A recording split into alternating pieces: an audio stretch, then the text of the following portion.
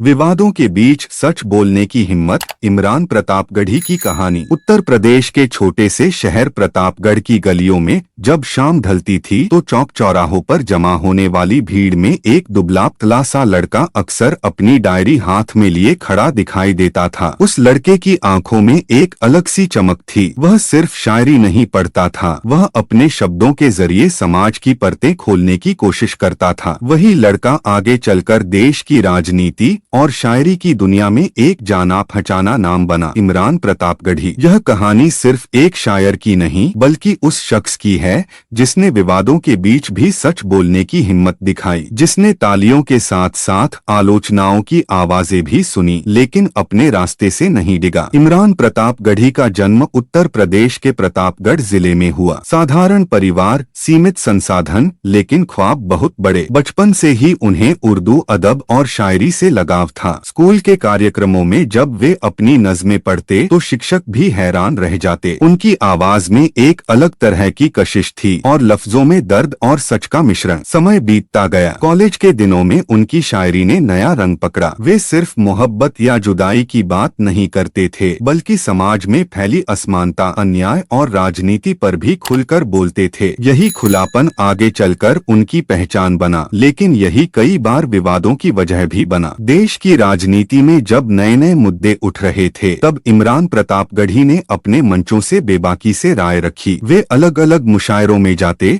देश के कोने कोने में शायरी पढ़ते और अपने विचार रखते। उनकी नज़मों में गरीबों की तकलीफ, किसानों की परेशानी और युवाओं की बेचैनी साफ दिखाई देती थी। लेकिन सच बोलना आसान नहीं होता। कई बार उनके बयान और शायरी के कुछ हिस्से सोशल मीडिया पर वायरल हुए और विरोध भी हुआ। कुछ लोगों ने उनके शब्दों को देश के खिलाफ बताने की कोशिश की तो कुछ ने उन्हें सिर्फ एक खास विचारधारा का शायर कहकर सीमित करने की कोशिश की। पर इमरान प्रतापगढ़ी ने हर बार यही कहा कि वे सिर्फ इंसाफ और बराबरी की बात करते हैं। समय के साथ उनकी पहचान एक शायर से आगे बढ़कर एक सक्रिय राजनीतिक चेहरा बनने लगी। उन्होंने भारतीय राजनीति में कदम रखा और इंडियन नेशनल कांग्रेस से जुड़कर सक्रिय भूमिका निभानी शुरू की। यह फैसला भी विवादों से अछूता नहीं रहा। उनके समर्थकों ने इसे एक बड़े मंच की ओर कदम बताया, जबकि विरोधियों ने सवाल उठाए। राजनीति में आने के बाद उनकी जिम्मेदारियां बढ़ गईं। अब वे सिर्फ मंच से नज्म नहीं पढ़ते थे बल्कि संसद और सार्वजनिक सभाओं में भी अपनी बात रखते थे। जब भी देश में कोई बड़ा मुद्दा सामने आता, चाहे वह नागरिकता कानून हो, बेरोजगारी हो या किसानों का आंदोलन, इमरान प्रतापगढ़ी ने खुलकर अपनी राय दी। उनकी आवाज कई बार संसद में भी गूंजी। वे विपक्ष के एक मुखर नेता के रूप में उभरे। हालांकि हर बयान के बाद सोशल मीडिया पर बहस छिड़ जाती। समर्थक उनकी तारीफ करते तो विरोधी तीखे सवाल उठाते। लेकिन इन सब के बीच एक बात साफ रही, उन्होंने अपनी बात कहने से कभी परहेज नहीं किया। एक दौर ऐसा भी आया जब उनके खिलाफ कानूनी कार्रवाई की खबरें सामने आईं। आरोप लगे कि उनकी कुछ टिप्पणियां भड़काऊ हैं। मीडिया चैनलों पर बहसें हुई। कुछ एंकरों ने उन्हें कटघरे में खड़ा किया तो कुछ ने अभिव्यक्ति की स्वतंत्रता का हवाला दिया। इमरान प्रतापगढ़ी ने हर मंच पर यही कहा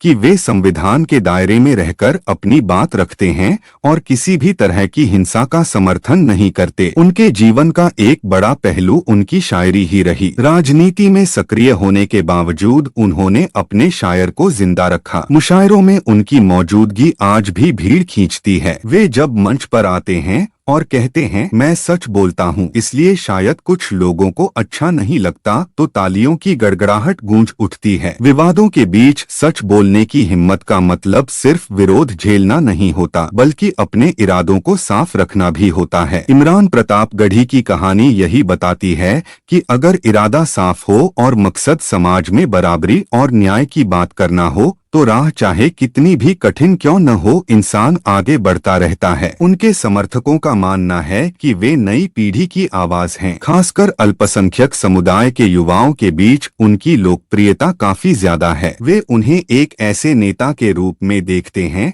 जो उनके मुद्दों को बेबाकी से उठाता है। वहीं आलोचक कहते हैं कि उनकी भाषा कई बार आक्रामक हो जाती है, लेकिन लोकतंत्र में अलग अलग विचार होना स्वाभाविक है। राजनीति और शायरी शायरी का यह संगम आसान नहीं होता। शायरी भावनाओं की दुनिया है जबकि राजनीति रणनीति की। लेकिन इमरान प्रतापगढ़ी ने दोनों को साथ लेकर चलने की कोशिश की। वे अपने भाषणों में भी अक्सर शेरो शायरी का सहारा लेते हैं जिससे उनकी बात सीधे दिल तक पहुंचती है। उनकी यात्रा हमें यह भी सिखाती है कि सार्वजनिक जीवन में रहने वाले व्यक्ति को हर पल जांच परख का सामना करना पड़ता है। सोशल मीडिया के दौर में हर शब्द हर वाक्य तुरंत वायरल हो सकता है। ऐसे में बोलते समय जिम्मेदारी और भी बढ़ जाती है। इमरान प्रतापगढ़ी ने कई बार कहा है कि वे अपने शब्दों की ताकत को समझते हैं और उसी हिसाब से बोलने की कोशिश करते हैं। आज जब देश की राजनीति में ध्रुवीकरण की चर्चा होती है तब ऐसे नेताओं की भूमिका और भी महत्वपूर्ण हो जाती है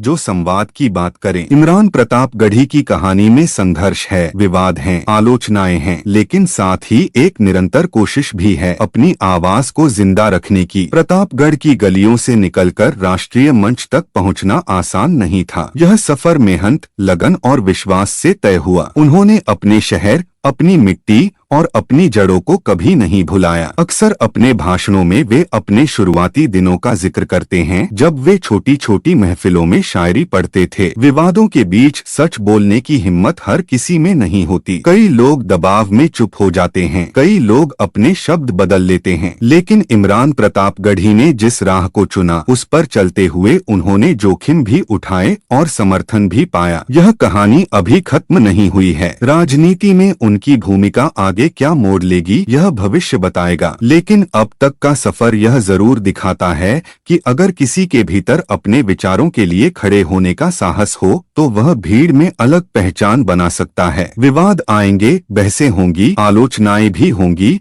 लेकिन सच बोलने की हिम्मत ही किसी भी लोकतंत्र की असली ताकत होती है। और यही हिम्मत प्रतापगढ़ के उस लड़के को आज भी मंच पर खड़े होकर अपने लफ्जों से समाज का आईना दिखाने की ताकत देती है। समय के साथ यह ताकत और भी परखी गई। जैसे जैसे इमरान प्रतापगढ़ी का कद बढ़ता गया वैसे वैसे उनके हर बयान की गूंज भी दूर तक सुनाई देने लगी। अब वे सिर्फ एक शायर नहीं रहे थे बल्कि एक जिम्मेदार जनप्रतिनिधि के रूप में देखे जाने लगे। उनकी बातों को समर्थक उम्मीद की तरह सुनते तो विरोधी उसी तीखेपन से परखते। राजनीति का मैदान आसान नहीं होता। यहाँ हर शब्द का अर्थ निकाला जाता है, हर चुप्पी का भी विश्लेषण होता है। कई मौकों पर ऐसा हुआ जब उनके भाषणों के कुछ अंश सोशल मीडिया पर अलग संदर्भ में फैलाए गए। टीवी डिबेट्स में उनके बयान चर्चा का विषय बने। कुछ ने इसे बेबाकी कहा तो कुछ ने इसे उकसाने वाला अंदाज बताया, मगर उन्होंने हर बार यही दोहराया कि उनका मकसद किसी को बांटना नहीं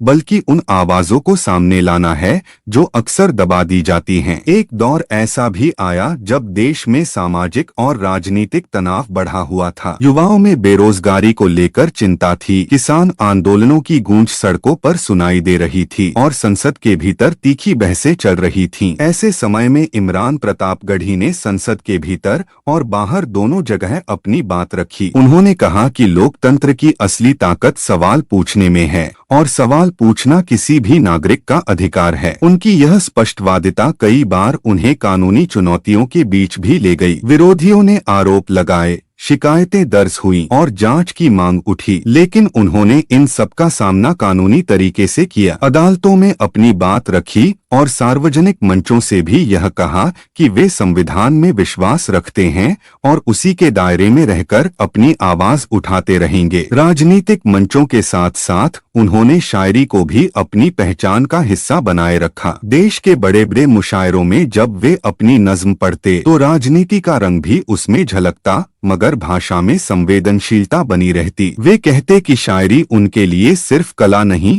बल्कि जिम्मेदारी है। शब्दों की ताकत को वे हथियार की तरह नहीं बल्कि पुल की तरह इस्तेमाल करना चाहते हैं। उनकी लोकप्रियता का एक बड़ा कारण युवाओं से उनका सीधा संवाद भी रहा। सोशल मीडिया पर वे सक्रिय रहे, लाइव सेशन किए और आलोचनाओं का जवाब भी दिया। कई बार उन्होंने अपने विरोधियों से भी सीधे संवाद की अपील की। उनका मानना रहा कि बहस हो सकती है, मतभेद हो सकते हैं, लेकिन संवाद टूटना नहीं चाहिए। उनके राजनीतिक सफर में कई अहम पड़ाव आए। संगठन में जिम्मेदारियां बढ़ी, पार्टी के भीतर उनकी भूमिका मजबूत हुई। इंडियन नेशनल कांग्रेस में सक्रिय भूमिका निभाते हुए उन्होंने विभिन्न राज्यों में चुनावी सभाएं की। वे अक्सर अपने भाषण की शुरुआत शायरी से करते और फिर सीधे मुद्दों पर आ जाते। यह अंदाज उन्हें भीड़ से अलग बनाता रहा। विवादों का सिलसिला भी थमा नहीं। हर चुनाव के समय उनके पुराने बयान फिर से चर्चा में आ जाते। सोशल मीडिया पर ट्रेंड चलते, समर्थक और विरोधी आमने सामने आ जाते, मगर उन्होंने अपने रुख में ज्यादा बदलाव नहीं किया। वे कहते रहे कि अगर सच बोलना विवाद है